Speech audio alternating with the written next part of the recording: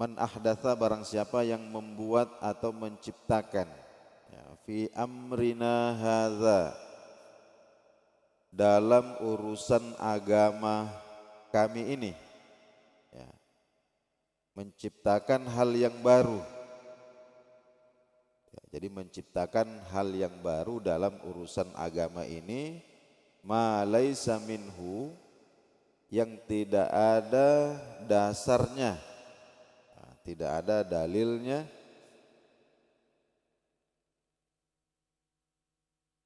fahuwa raddun, maka hal tersebut hukumnya adalah tertolak. Hadis ini rawahul Bukhari, diriwayatkan oleh Imam Al-Bukhari. Diriwayatkan juga oleh Imam Muslim. Wa fi riwayatin li Muslimin, dan di dalam salah satu redaksi yang diriwayatkan juga oleh Imam Muslim, disebutkan baginda Nabi bersabda, man amila amalan, ya, man amila, barang siapa yang melakukan amalan, sebuah amal, laisa alaihi amruna, yang tidak ada dasar perintah dari kami, maksudnya dari Nabi Shallallahu Alaihi Wasallam, fahuwa raddun, maka amal tersebut tertolak. Bukannya mendapatkan pahala, malah kemungkinan besar mendapatkan dosa.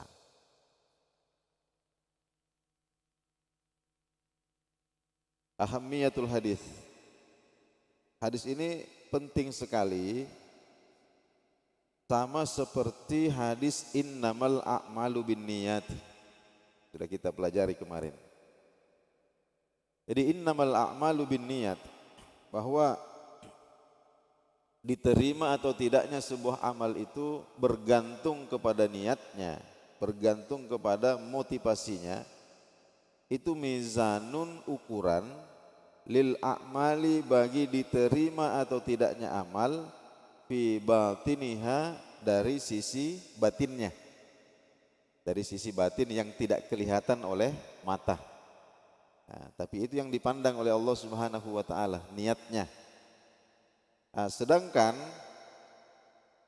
hadis ini menjelaskan bahwa, hadis yang kelima ini, man ahdatsa fi amrina, ini menjelaskan bahwa kullu amalin, setiap amal, la yuradu bihi wajhullahi ta'ala, falaysa li'amilihi fihi thawabun.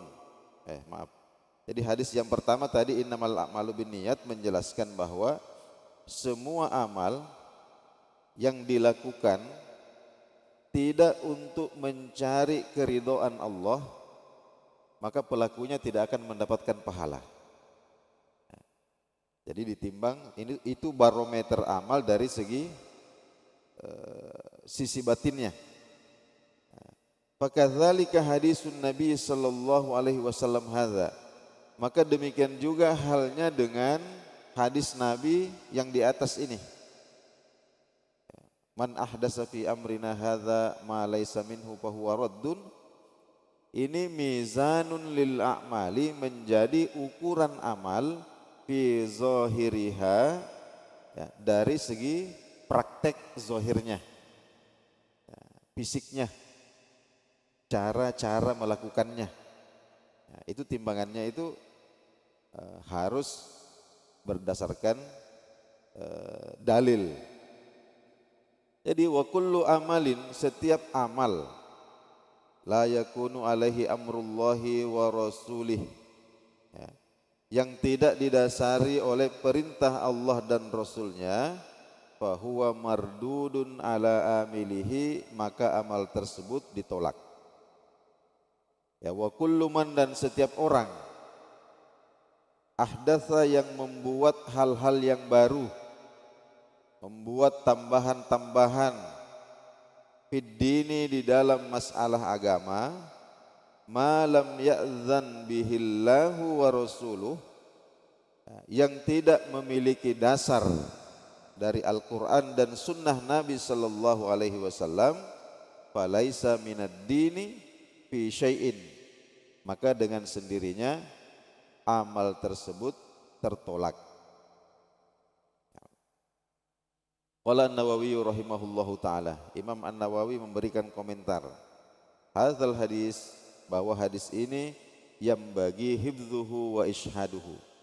Ya, seyogjanya dihafalkan dan dijadikan dalil fi ibtalil mungkarati, untuk menolak perbuatan-perbuatan yang mungkar.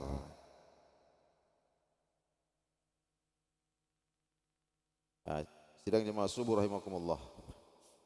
Nah, itu tadi urgennya atau pentingnya hadis ini. Maka kemudian kita masuk pada fiqhul hadis, kandungan hadis.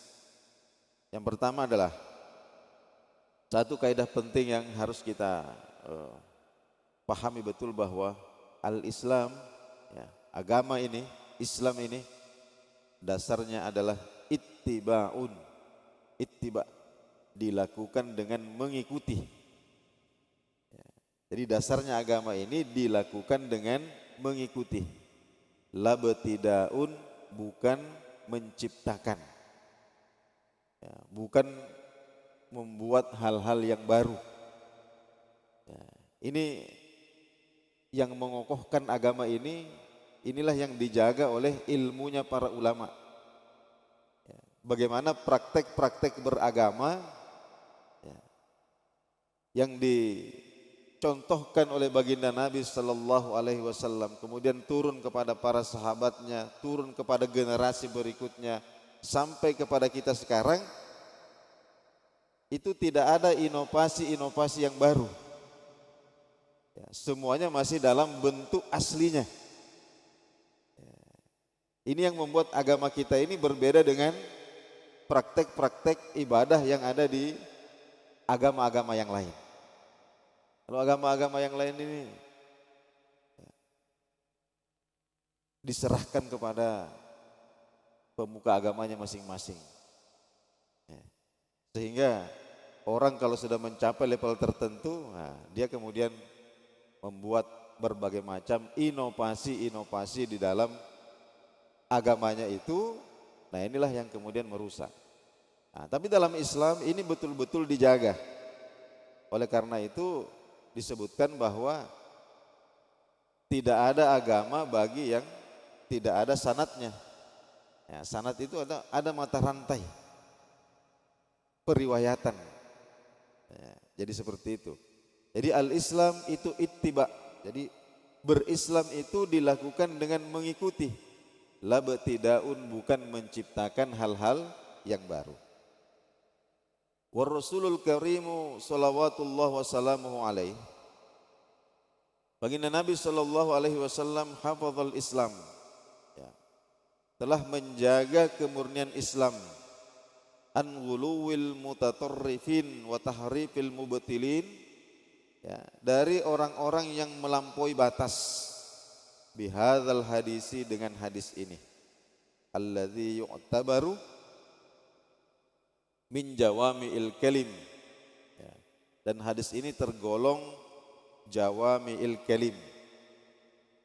Nah, jadi jawami'ul kalim itu adalah salah satu mukjizat Nabi Shallallahu Alaihi Wasallam, bahwa beliau diberikan anugerah oleh Allah Subhanahu Wa Taala untuk menyampaikan hal-hal besar, hal-hal yang penting dengan menggunakan kalimat-kalimat yang singkat,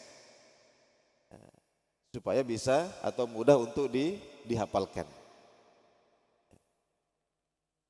Wa huwa mustamadun min ayatin katsirah, ya. Dan hal ini mengacu dari banyak ayat yang disebutkan fi kitabillahi azza wa jalla, dalam Al-Quran, yang menjelaskan bahwa nassat ala annal falaha wan najah, yang menegaskan bahwa sesungguhnya kebenaran dan keselamatan itu fittibai huda Rasulillah sallallahu alaihi wasallam, ada di dalam mengikuti petunjuk Rasulullah sallallahu alaihi wasallam, duna tazayyudin, tanpa menambah-nambahi, au tanattuin, atau mengurang-ngurangi.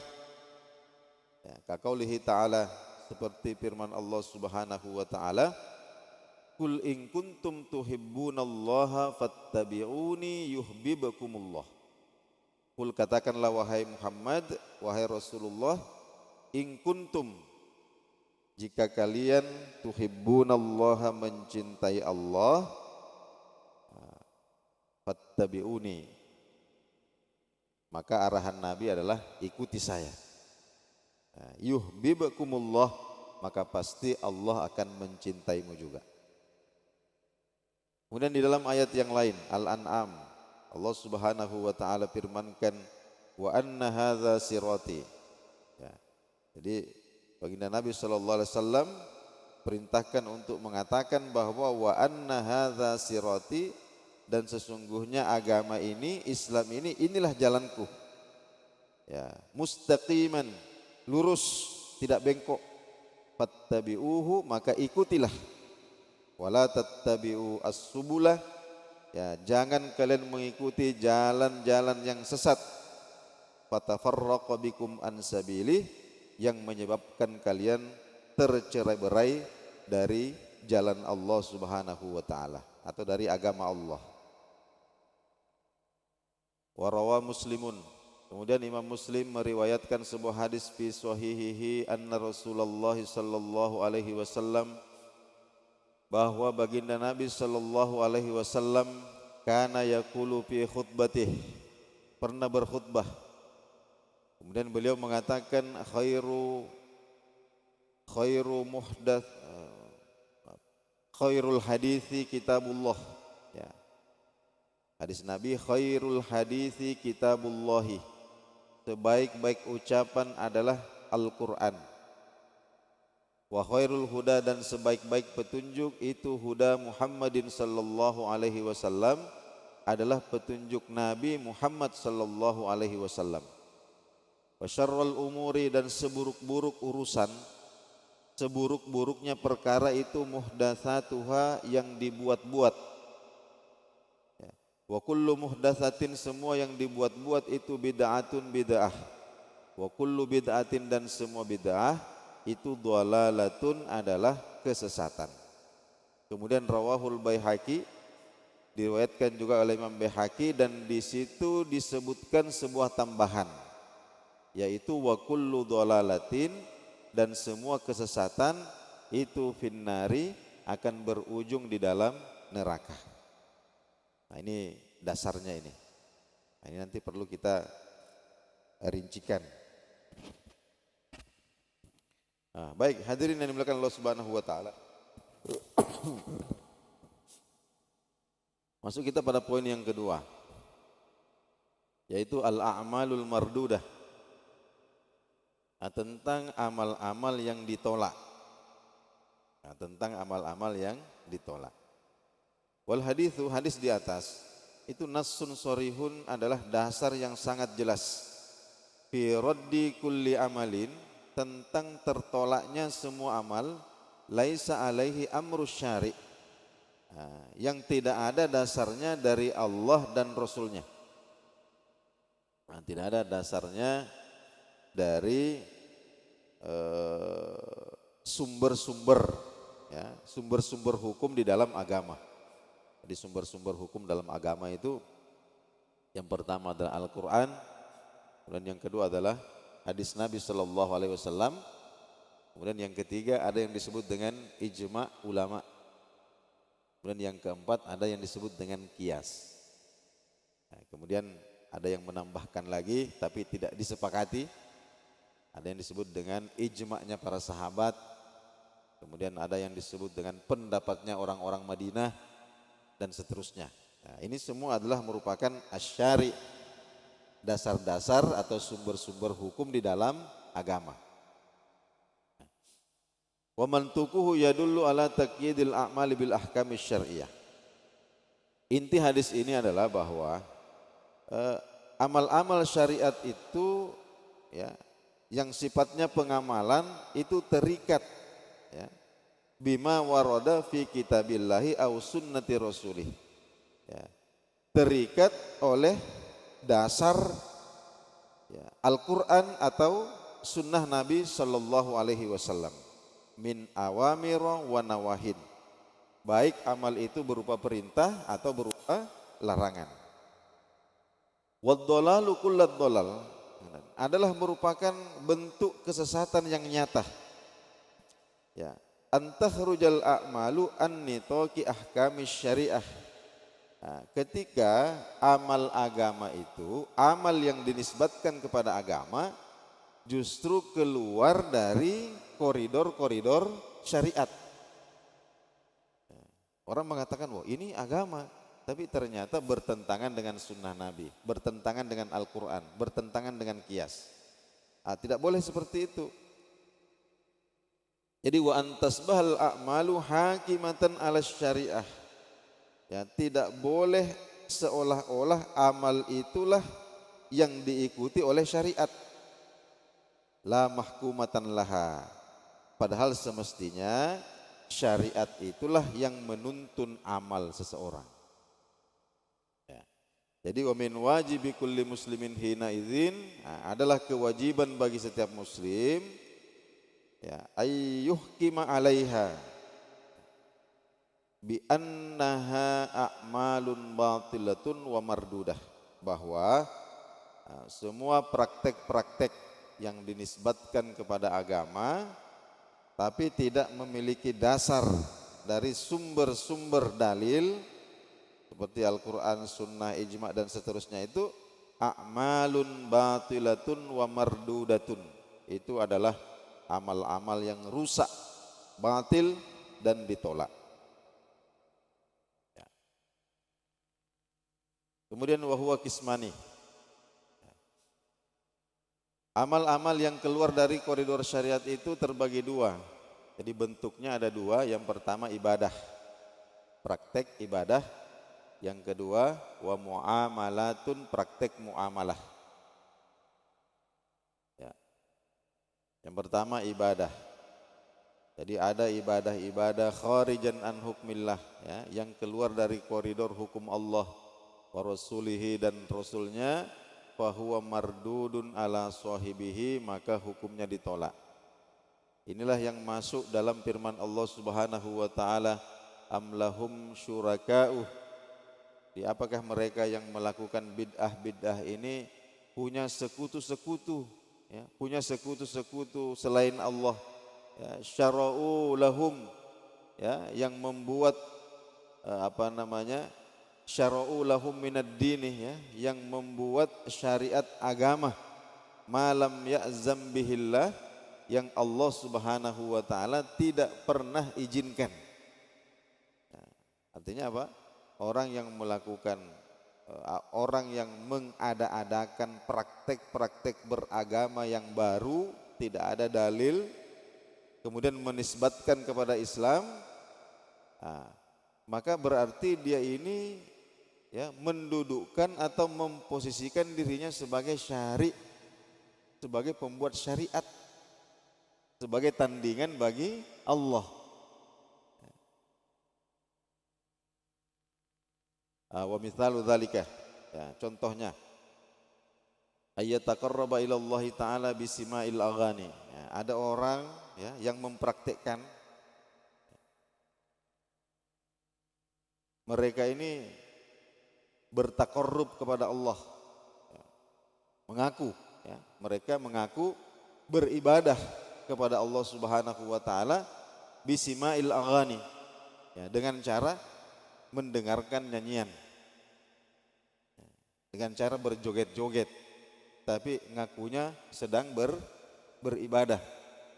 Nah, ini contoh. Au birraqsi, ya, ini, atau dengan menari-nari, dengan berjoget-joget. Au bin nazari ila wujuhin nisa'i, atau mengaku bertakarrub kepada Allah dengan memandang wajah-wajah perempuan. Au bima asbah dzalik.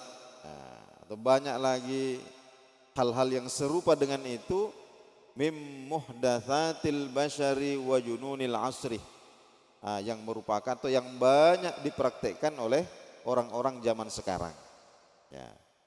Wa haula'i wa ghairuhum, mereka ini adalah orang-orang mimman a'mallahu basiratahu, yang Allah Subhanahu wa taala butakan mata hati mereka anittiba'i sabilil haqqi, sehingga tidak bisa mengikuti jalan yang benar.